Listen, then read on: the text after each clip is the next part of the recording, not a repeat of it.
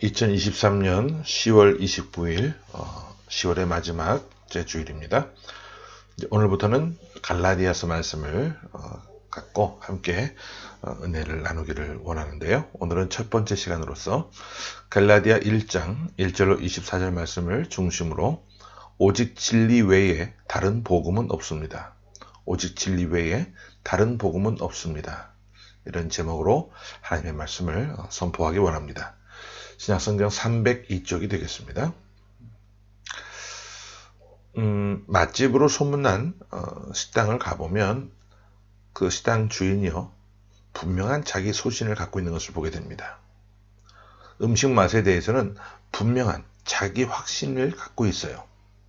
어떤 손님이 와서 음식 맛이 좀 짜다 불평해도 음식 맛을 그대로 유지합니다.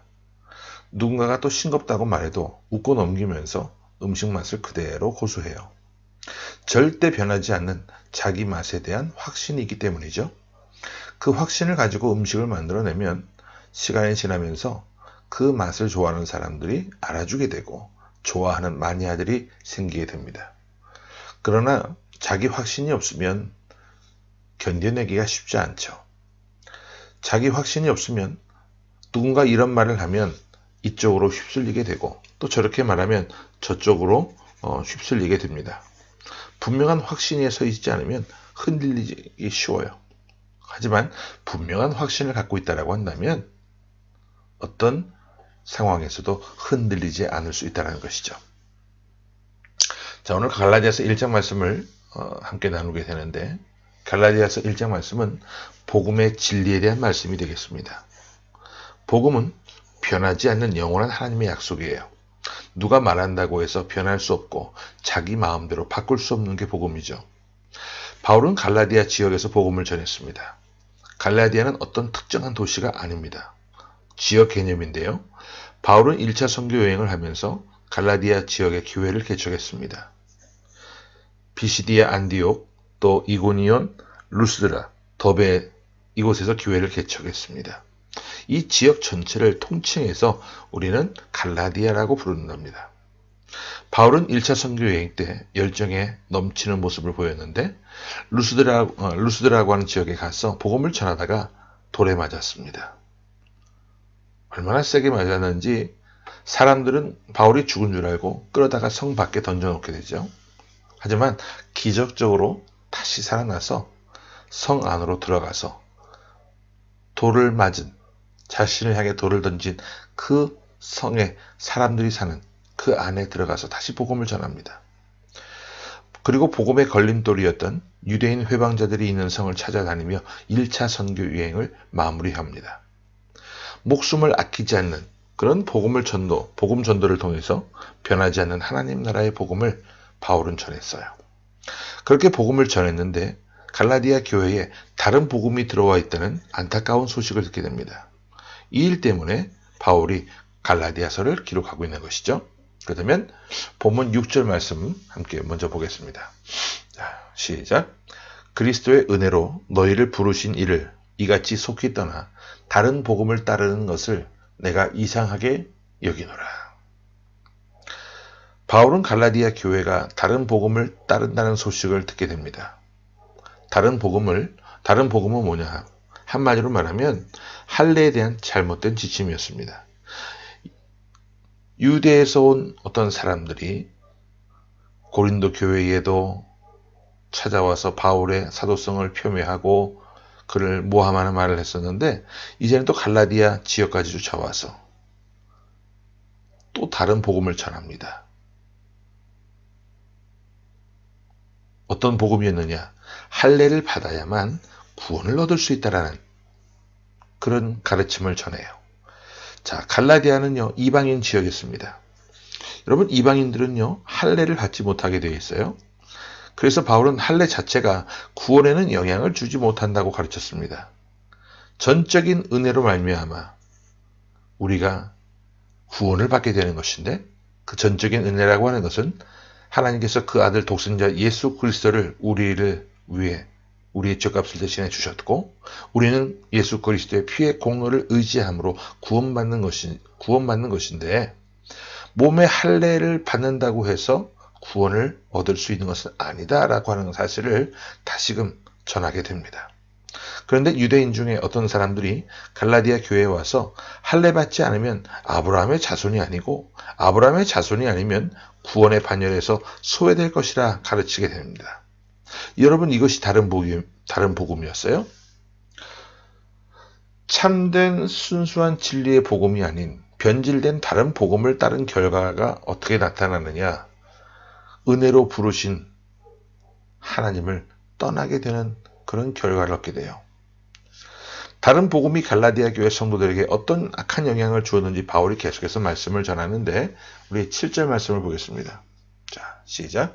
다른 복음은 없나니 다만 어떤 사람들이 너희를 교란하여 그리스도의 복음을 변하게 하려 함이라. 다른 복음은 두 가지 악한 영향을 주었습니다.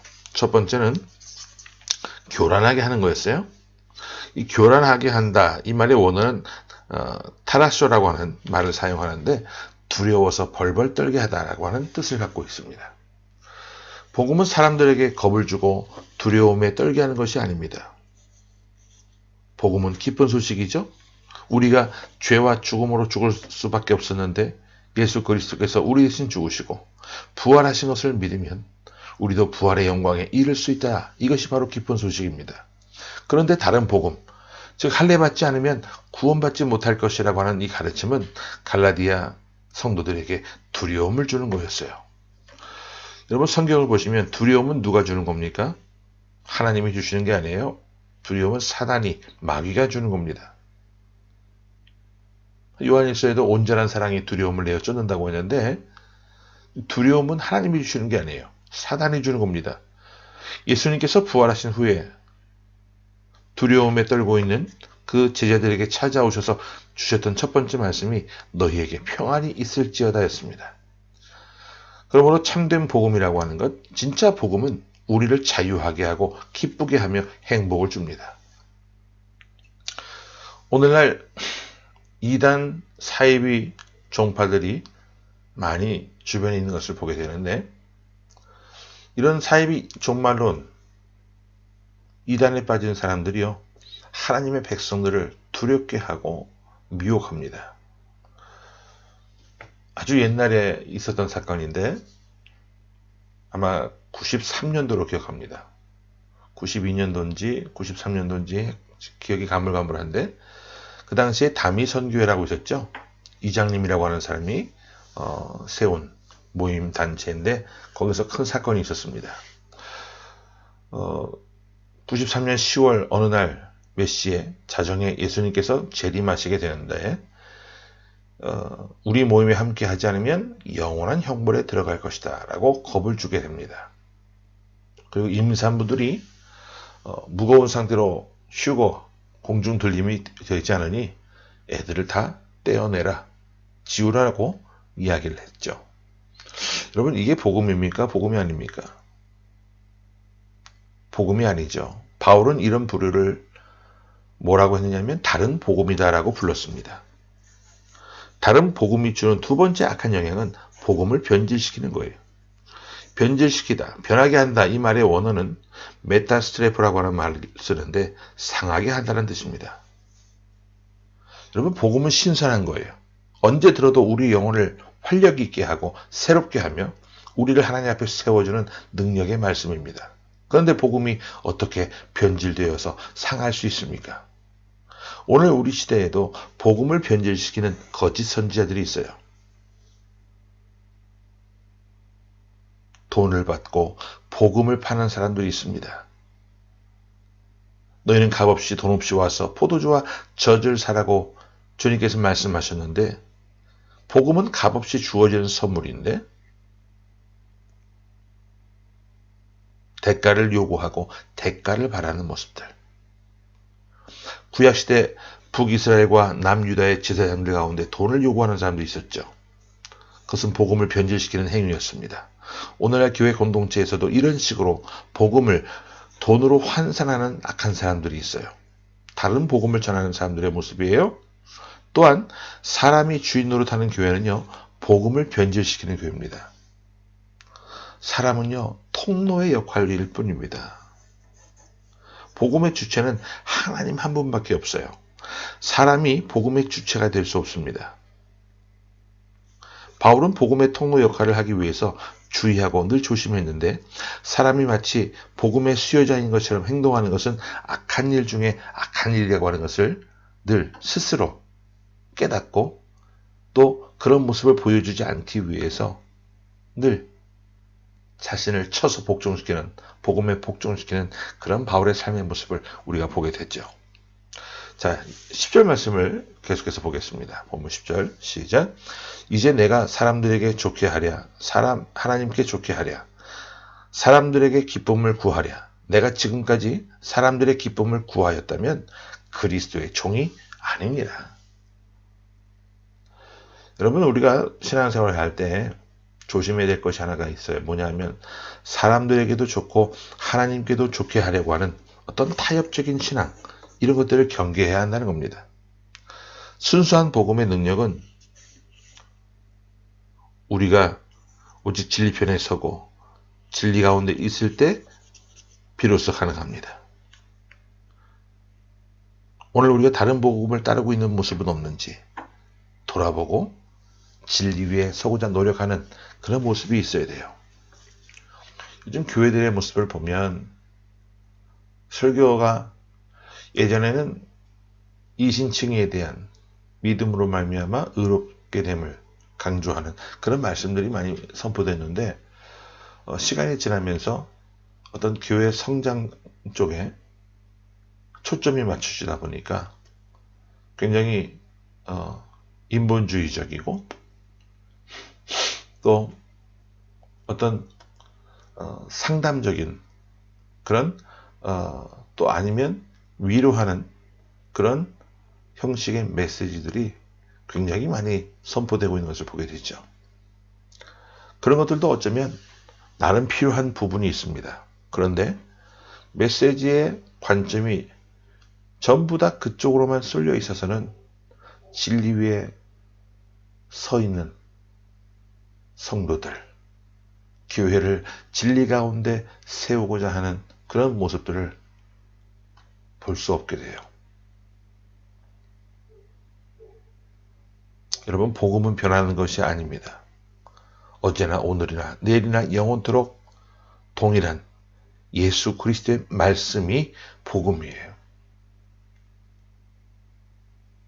그 능력의 말씀을 우리가 부여잡고 온전히 선포하고 순종하는 그런 모습이 있기를 간절히 원합니다. 혹 어떤 다른 사람들이 다른 복음을 전하는 모습을 보게 되었을 때 우리는 참된 진리의 복음 위에 굳게 서 있기 위해 애쓰는 그런 믿음의 백성들이 될 수 있기를 간절히 원합니다.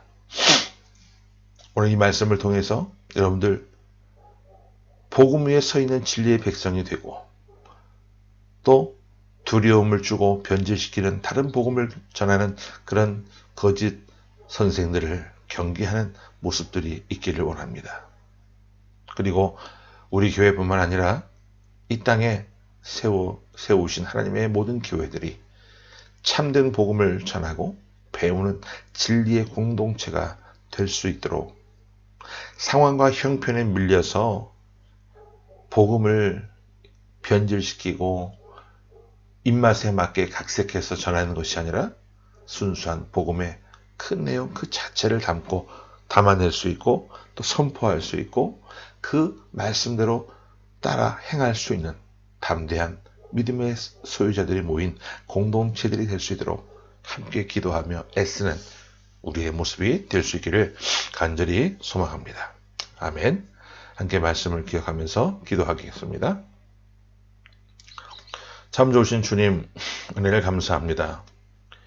오직 진리 외에 다른 복음이 없음을 깨닫게 하셨는데 하나님, 진정 복음이라고 하는 것이 무엇인가를 우리가 날마다 되새겨 볼 수 있게 하여 주시고 순수한 복음의 능력에 사로잡힌 삶이 될 수 있도록 늘 진리 편에 서고 진리 가운데 거하는 우리의 모습이 될 수 있도록 하나님 함께하여 주옵소서. 변질되지 않는 신앙을 갖기를 원합니다.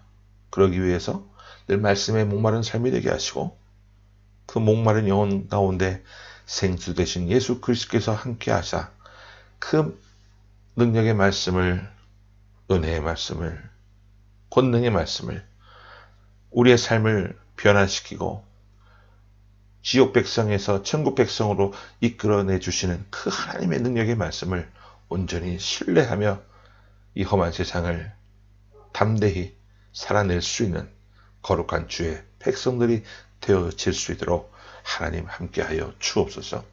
살아계신 예수 그리스도의 이름으로 감사하며 간절히 기도하옵나이다. 아멘.